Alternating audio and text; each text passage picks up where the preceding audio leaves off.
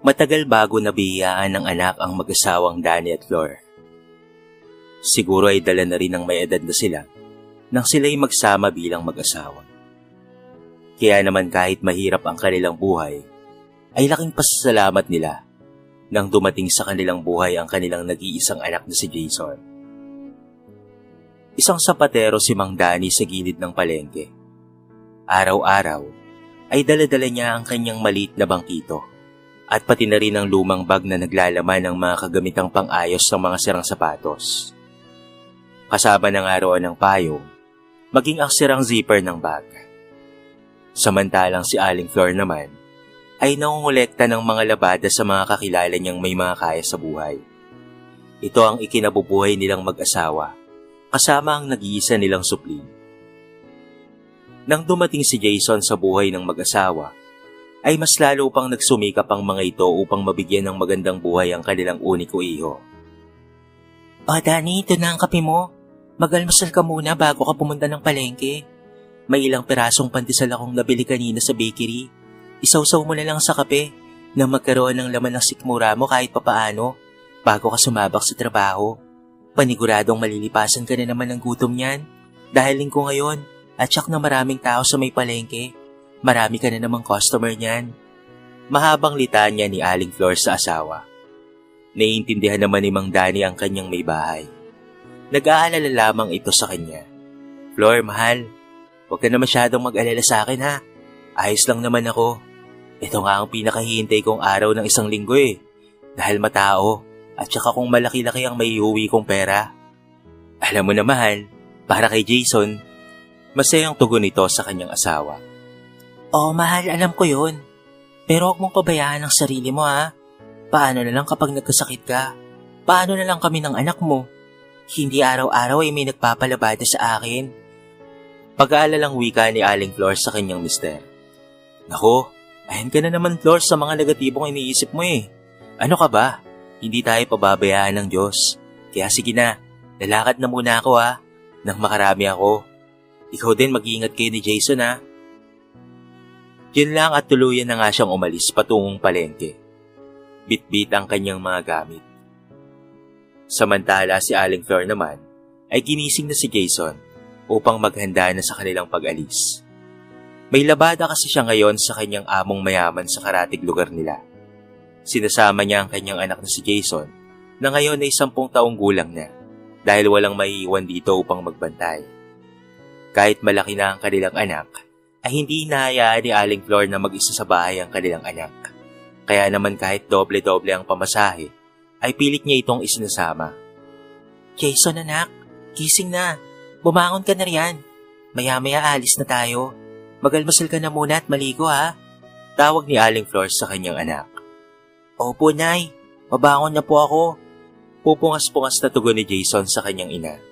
Nay, pwede ko po bang dalhin yung mga assignments ko sa bahay nila Ma'am Rebecca? Kasi po, hindi pa po ako tapos Baka po gabi na naman po tayong makauwi. Maaga pa po ako bukas. Uwi ka ni Jason sa kanyang ina. Sige anak, dalhin mo na lang. Pero anak, doon ka lang sa tabi gumawa ng assignment mo ha. Nakakahiya kasi kay Ma'am Rebecca. Kung doon ka pa sa salas nila gagawa. Paalala ni Aling Flor sa kanyang anak. Opo, Nay. Saka, Nay, hindi naman po ako magkukulit doon, promise po. Wika ni Jason, sabay ngiti sa kanyang ina. Matalinong bata itong si Jason. Hindi man sila ganoong karangya sa buhay, ngunit napakapalad nilang mag-asawa dahil biniyayaan sila ng anak na bukod sa matalino na, ay ubod pa ng bait. Hayaan niyo po, Nay. Pag nakapagtapos po ako ng pag-aaral, hindi mo na po kailangang maglabada. Si tatay naman po, ay hindi niya na po kailangang mag-ayos ng mga sirang sapatos. Pipindot ka na lang po sa machine na may lumalabas na maraming pera. Tulad ni Ma'am Rebecca, hindi po ba? Minsan po ay sinasama tayo ni Ma'am Rebecca sa kuhanin niya ng pera. Inosenteng tanong ni Jason sa ina na ang tinutukoy ay ang ATM machine. Ay nako anak, pagpalain ka nawa ng may kapal. Diyan sa mga hangarin mo sa buhay. Nangingilid ang mga luwang na sambit na lamang ni Aling Flor sa kanyang sarili habang inihimas ang ulo ng kanyang anak. Ganon ang setup nilang mag-anak. hanggang sa makagraduate si Jason ng high school at meron itong honor. Kaya naman nakakuha siya ng scholarship sa UP Diliman. Sa kursong arkitekto, ito ang napiling kunin ni Jason. Scholar siya ngunit may binabayaran pa rin ng mag-asawang Danny at Flor sa eskwelahan nito. Lalo na't may kamahalan ng kursong kinuha ng kanilang anak. Ngunit hindi yun alintana sa mag-asawa. Sapagkat ang mahalaga sa kanila ay makatapos ang kanilang pinakamamahal na anak upang magkaroon nito ng maayos na buhay at hindi matulad sa sinapit nilang mag-asawa. Nay, Tay, maraming salamat po sa suporta niyo sa pag-aaral ko ha. Kahit na kinakapos po tayo, na kung minsan nga po ay halos wala na po tayong maibiling bigas, matugunan niyo lamang po ang pangangailangan ko sa eskwelahan. Maraming salamat po talaga. Hayaan niyo po, Nay, Tay. Yung pangako ko po sa inyo na kapag nakatapos na po ako, ay bibigyan ko po kayo ng maayos na buhay at maginhawang buhay. Tutuparin ko po yun. Nangingilid ang luhang usal ni Jason sa kanyang mga magulang. Nako, ang anak natin, Danny. Marunong nang magdrama.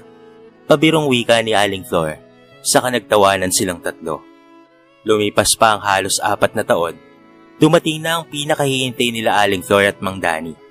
Ito ay ang pagtatapos ng kanilang anak. Diyos ka, Danny. Hindi ako makapaniwalang napagtapos natin si Jason ng pag-aaral.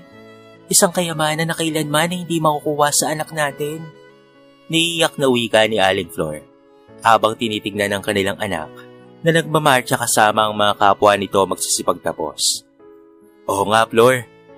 Kahit papaano ay nahigapang natin si Jason. Pag nakapasa na siya sa board exam, ay madali na lang sa kanyang makahanap ng mapapasukang trabaho. O baka nga iba't ibang kumpanya na ang lumapit sa kanya upang kuhanin siya. Wika naman ni Mang Danny. Pagpalain nawa ang anak natin, Danny, sa panibagong chapter ng buhay niya. Mangiyak-ngiyak na usal ni Aling Flor dahil sa sobrang kagalakang nadarama.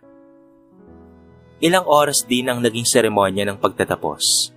Maya-maya pa ay nakita nilang papalapit na sa kanilang kinaroroonan ng anak nilang si Jason. Nay! Tay!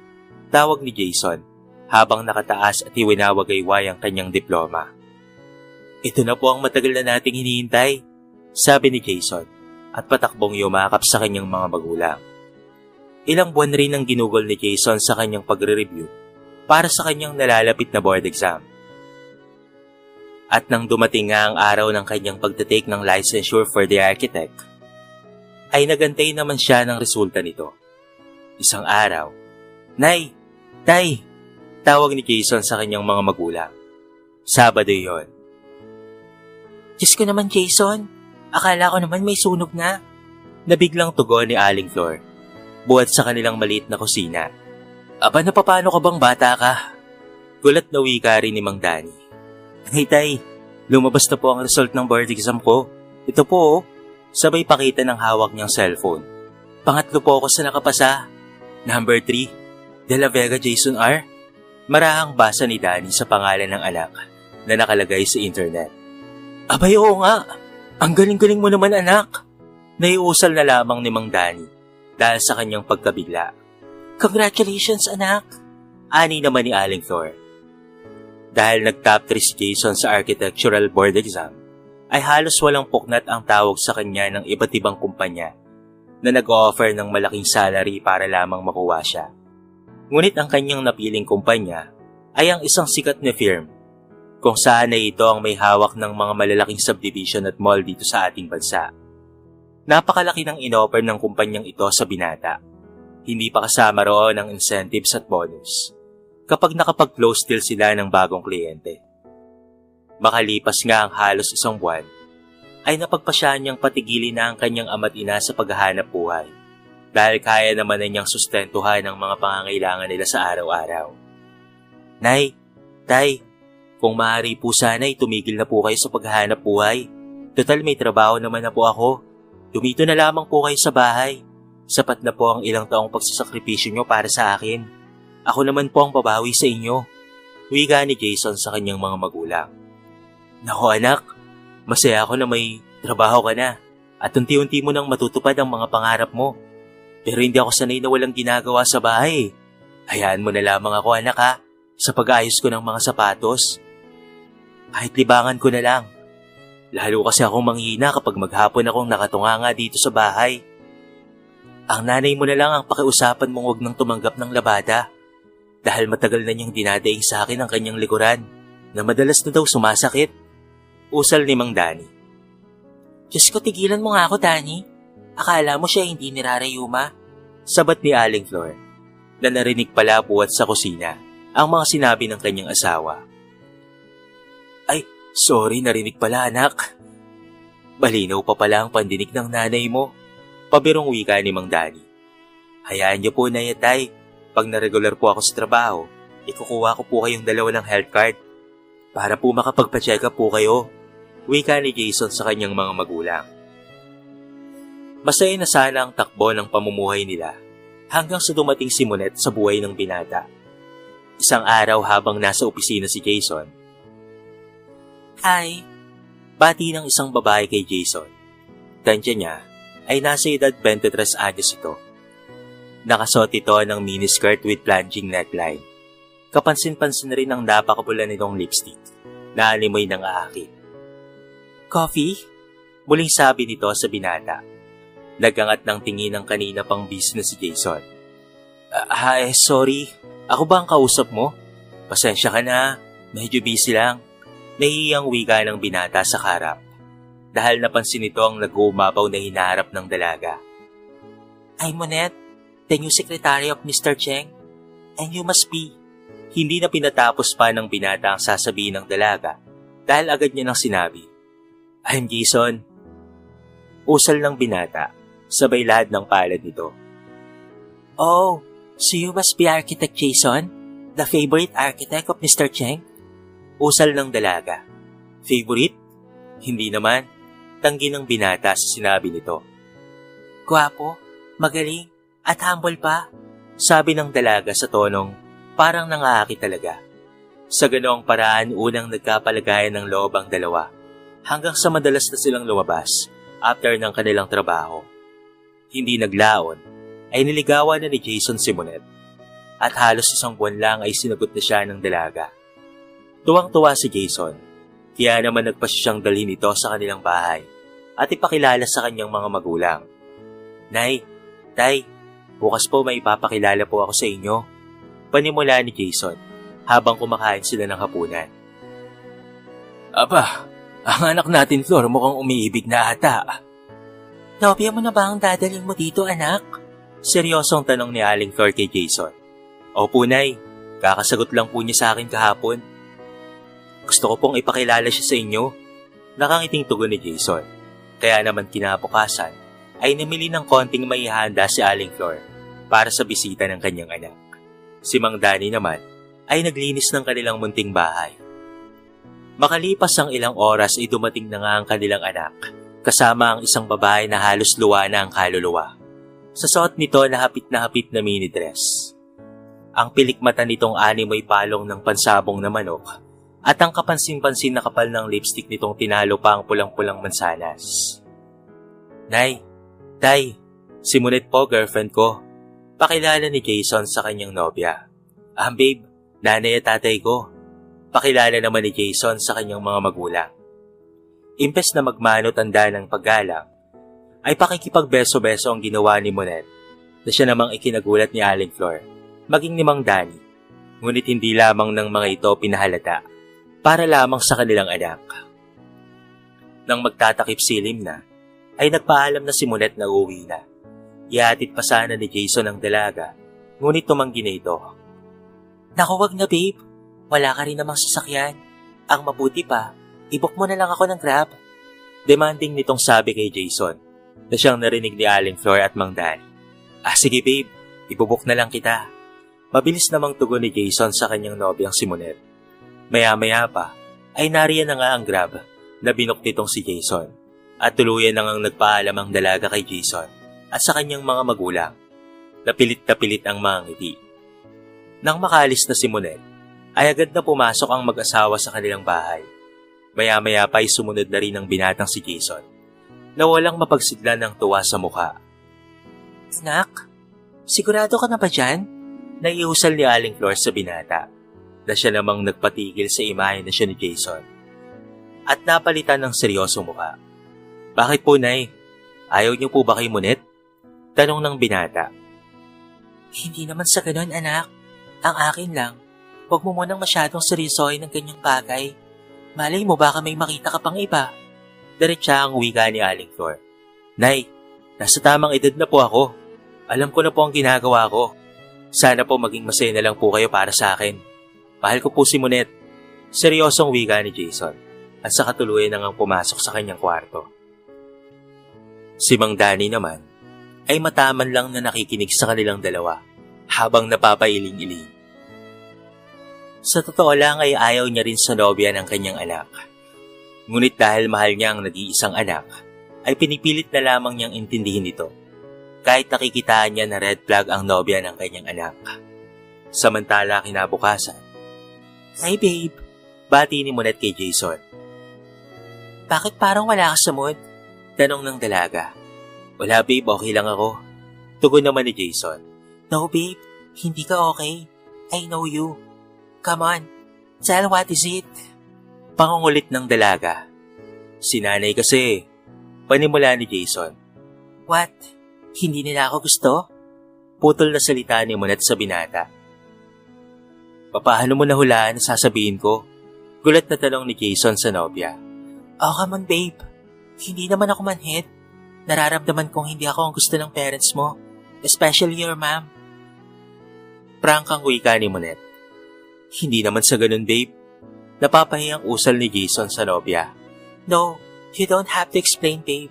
It's alright. Naiintindihan ko naman. Siguro kahit naman sinong babae ang ipakilala mo sa kanila, ay wala silang magugustuhan. Kasi sa tingin ko, ayaw ka nilang mag-isawa. Natatakot silang magkaroon ng kahati sa perang ibinibigay mo sa kanila. Ganun talaga, babe, kapag umaasa lang ang mga magulang. Ang tingin nila sa mga anak nila ay katasan. Kaya't kontra nila yung karelasyon ng mga anak nila. Napanganga sa mga narinig si Jason. Paniwalang paniwala siya sa mga sinabi sa kanya ni Monet. Hanggang sa tuluyan nang namanipula ng dalaga ang pag-iisip ng binata. Kaya naman unti-unti itong nagbago ng pag-uugali. Ang dating malambing at may pag-iintinding anak sa kanyang mga magulang ay napalitan ng mainiting ulo at reklamador na anak. Ano ba yan? Ang taas-taas ng bill ng kuryente natin. Wala naman tayong gaanong appliances dito sa bahay. Pati yung tubig ang taas din. Ay nako, reklamo ni Jason. Napansin ng mag-asawa na naging binuti na ang kanilang anak sa tuwing uuwi ito sa kanilang bahay. Hindi na nila ito makausap nang hindi ito nagagalit o pasinghal ang pagsagot. Madalas rin ay tuwing makalawa na lamang ito kung umuwi sa kanilang bahay. Hindi naman nila ito matanong kung saan nagpupunta dahil natatakot silang baka sagutin lamang sila nito ng pabala. Hanggang sa isang araw nga, ay tuluyan na ngang hindi umuwi sa kanilang bahay si Jason. Hindi na rin ito nagbibigay ng sustento sa kanyang mga magulang. Wala na ang pangako noon sa kanila ng kanilang anak na bibigyan sila nito ng maginhawang buhay. Tila nabaon na ito sa limot. Ang hinala nilang mag-asawa ay nakipag-live-in na ito sa kanyang nobyang si Monet. Talagang iniwan na tayo, Danny, ng anak natin. Naiiyak na wika ni Aling Flor sa kanyang asawa. Hayaan mo na, Flor. Nasa hustong edad naman na ang anak natin. Ang mahalaga ay napagtapos na natin siya. Kaya kung ano man ang gawin niya sa buhay, ay bahala na siya. Malakas pa naman ako, mahal. Kaya ko pang maghanap buhay. Huwag ka nang umiyak dyan, ha? Darating talaga sa buhay ng anak natin na magpapamilya siya at iiwan tayo. Wika naman ni Mang Danny. Wala naman sa aking problema kung magpapamilya na siya, mahal. Pero sana naman, pumili siya ng maayos na makakasama. Tingin ko sa babae na yun, Danny, ay peperaan lang niya ang anak natin. Kawawa naman si Jason ko, Danny. Kawawa ang anak natin kapag niloko siya. Usal ni Aling Flor at sa katuluyan nang napagulgol. Tahan na, Flor. Ipanalangin na lamang natin ang anak natin na maging maayos ang bubuhayin niyang pamilya. Alo pa ni Mang Danny sa emosyonal na asawa. Samantala, tuluyan nang nag-live-in sina Jason at Monet. Umupa sila ng isang studio-type condo unit sa May Makati, malapit sa kanilang opisina. Sa una ay maayos ang kanilang pagsasama, hanggang sa mapansin ni Jason ang pagiging gastadora at maluho nitong si Monet. Teka babe, ano to? Bag na naman? Kakabili mo lang nung 1 linggo ng bag, di ba? Sita ni Jason sa kinakasama. Babe, sale kasi kaya kinuha ko na. Huwag ka nang magalit. Last naman na yan eh. Maharot na pagpapaliwanag ni Monet kay Jason. Pag ganito na ang kanyang nobya, ay nawawala na ang galit ng binata. Tila nasa ilalim ng orasyon ng binata. Hanggang sa makalipas ang 1 buwan, ay muling nagtalo ang magkasintahan. Babe, ano na naman to? Bakit decline ang mga credit cards ko? Tapos yung ATM ko, wala nang laman. Anong ginagawa mo? Galit na tanong ni Jason sa nobya. Babe, nag-try lang naman akong magkasino nung nag-out of town ka. Naiinip kasi ako dito sa condo eh. After ng trabaho ko, hindi ko naman kasi akalain na matatalo ako. Paliwanag ni Monet kay Jason. Pero babe, 1 buwang sahod ko. Pinatalo mo lang sa kasino? Nang 1 upuan lang? Nag-iisip ka ba? Hindi ko nga magawang magpadala ng pera sa mga magulang ko para makaipon, para sa magarbong kasal na gusto mo. Tapos ikaw ganun-ganun mo lang waldasin ang perang pinaghihirapan ko. Dire-diretsong wika ni Jason. Tila sumabog na siya sa galit ng mga sandaling iyon. Bakit Jason? Sinabi ko bang ibahay mo ako? Ikaw ang may gusto nito, hindi ba? Sinabi ko bang ako ang piliin mo kaysa sa mga magulang mo? Hoy Jason, hindi lang ikaw ang lalaki dito sa mundo, no? Kayang-kaya kitang iwanan at palitan. Hindi pa nga kita asawa. Kung makapagsalita ka na, akala mo pag-aari mo na ako. Singal ni Monet sa kanya at saka pumasok ito sa kanilang kwarto.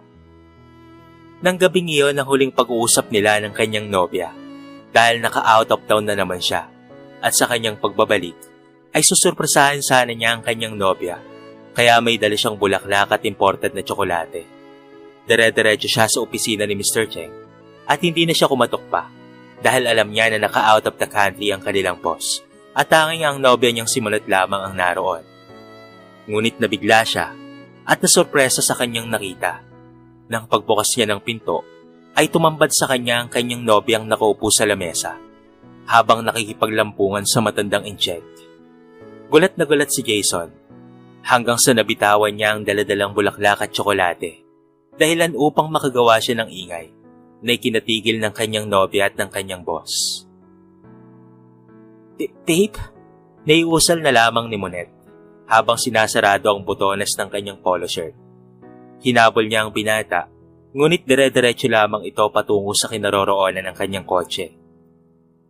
Pagkasakay, ay pinaharurot ito ng binata patungong beer house, kung saan nagpakalunod ito sa alak, hanggang sa malasing at siya ay makalimot. Araw-araw iyon ang ginagawa ni Jason. Nagpapakalako siya sa alak at mga babae. Hindi na siya pumapasok sa trabaho, kaya naman tuluyan na siyang tinanggal sa kumpanya. Maswerte siya dahil ibinigay pa rin sa kanya ang kanyang huling sahod. Walang natira kay Jason, kung hindi yun lamang, dahil naibenta na rin niya ang kanyang kotse. Dahil sa mga pinagkakautangan nitong si Monet, na nakapangalan lahat sa kanya. Lugmok na bumalik si Jason sa kanyang mga magulang. Humingi siya ng tawad sa kanyang ama't ina. Na malayo pa lamang siya, ay bukas na ang mga kamay para sa lubungin at yakapin siya sa kanyang pagbabalik. Abot-abot ang paghingi niya ng tawad sa mga ito. Tay, Nay, patawad po sa lahat ng mga ginawa ko sa inyo. Patawad po sa mga masasakit na nasabi ko. At patawad dahil hindi ko po tinupad ang pangako ko sa inyo. Patawad po dahil di po ako nakinig sa inyo. Nabulag lamang po ako ng pag-ibig, Tay. Pero ito ko ngayon nagsisisi na po ako sa lahat. Sana po ay mapatawad niyo ako. Ngunit walang ibang narinig si Jason na kahit katiting na sumbat sa kanyang mga magulang. Kung hindi ang salitang, "Kalimutan mo na ang mga nangyari, anak, at magsimula na lamang tayong muli. Ang mahalaga ay nandito ka na. Mahal na mahal ka namin ng nanay mo." Mula nga noon, ay muling ibinangon ni Jason ang kanyang sarili. Ang huling perang sinweldo niya sa dating kumpanya na pinapasukan, ay kanyang ginamit upang makapagsimulang muli. Hindi naglaon, ay nakahanap ulit siya ng bagong trabaho.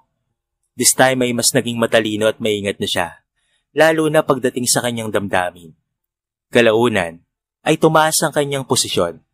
Kasabay noon ay ang pagtaas ng kanyang sahod. Kaya naman ay ipagpatayo niya ang kanyang ama't ina ng paggawa ng sapatos, kung saan isa na itong sikat na sapatusan sa Marikina. Naipagawa na rin niya ang kanilang bahay at naibili niya ng brand new car ang kanyang ama. Anak, maraming salamat sa mga ito ha. Wika ni Mang Danny sa kanyang anak. Nay, Tay, kulang pa po yan sa lahat ng sakripisyo para sa akin. Namuntikan ko na pong makalimutan noon. Maraming salamat po sa pangalawang pagkakataong ibinigay niyo po sa akin. Usal ni Jason. At nagkayakapan nga silang buong pamilya. Totoong hindi utang na loob ng anak na ipinanganak sa mundo.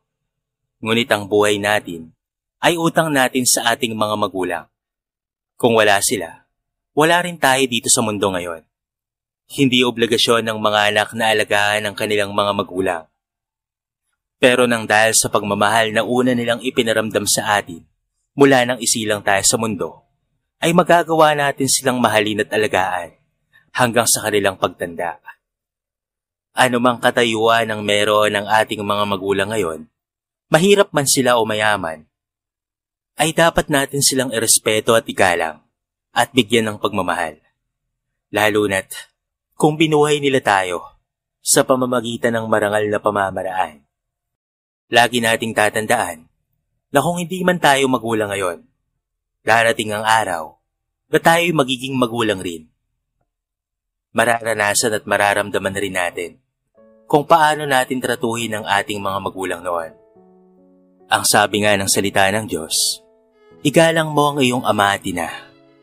Ito ang unang utos na may kalakip na pangakong ikaw ay giginhawa at hahaba ang iyong buhay sa lupa.